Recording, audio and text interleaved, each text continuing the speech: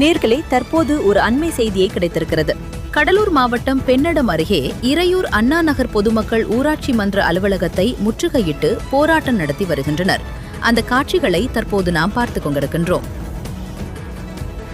சுமார் 1 மாதத்திற்கு மேலாக குடிநீர் வராததால் ஆத்திரமடைந்த பொதுமக்கள் காலி குடங்களுடன் ஊராட்சி மன்ற அலுவலகத்தை முற்றுகையிட்டதால் அப்பகுதியில் பரபரப்பு ஏற்பட்டு வருகிறது. ஏற்கனவே ஊராட்சி நிர்வாகத்திடம் இது குறித்து பலமுறை தகவல் தெரிவித்தும் அதற்கு எந்தவொரு நடவடிக்கையும் இல்லை என குற்றம் சாட்டிய பொதுமக்கள் காலி குடங்களுடன் ஊராட்சி மன்ற அலுவலகத்தை முற்றுகையிட்டிருக்கின்றனர்.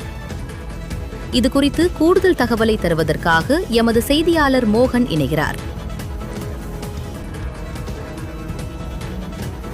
வணக்கம். கடலூர் மாவட்டம் திட்டக்குடி அடுத்த இரையூர் அண்ணா நகர் பகுதியில் கடந்த 1 மாத காலமாக குடிநீர் வராதால் அப்பகுதியில் வசிக்கும் பொதுமக்கள் பிள்ளைகளை பள்ளிக்கு அனுப்ப முடியாமல் மிகவும் சிரமப்பட்டு வந்ததாகவும், இதன் சம்பந்தமாக தொடர்ந்து அதிகாரிகளிடம் புகார் அளித்தும் எந்த நடவடிக்கை எடுக்கப்படவில்லை என்றும், இதனால் ஆத்திரமடைந்த அண்ணா நகர் பொதுமக்கள் 200க்கும் மேற்பட்டோர் காலி தண்ணீர் குடங்களுடன் இரையூர் ஊராட்சி மன்ற அலுவலகத்தை முற்றுகையிட்டு போராட்டத்தில் ஈடுபட்டனர். 2 மணி நேரம் ஆகியும் அதிகாரிகள் பேச்சுவார்த்தைக்கு வராததால் தொடர்ந்து காத்திருப்பு போராட்டத்தில் ஈடுபட்டனர். இதனால் அப்பகுதியில் சிறிது நேரம் பரபரப்புக்குள்ளானது. கடலூர் மாவட்டம் பென்னடம் அருகே இரையூர் அண்ணா நகர் பொதுமக்கள் ஊராட்சி மன்ற அலுவலகத்தை முற்றுகையிட்டு போராட்டம் நடத்தி வருகின்றனர். அந்த காட்சிகளை தற்போது நாம் பார்த்துக் கொண்டிருக்கின்றோம். 12 மணிக்கு தான் வருவான்றாங்க. அப்ப மக்களுக்கான ஆபீஸ் தானே இது. அவங்க நாங்க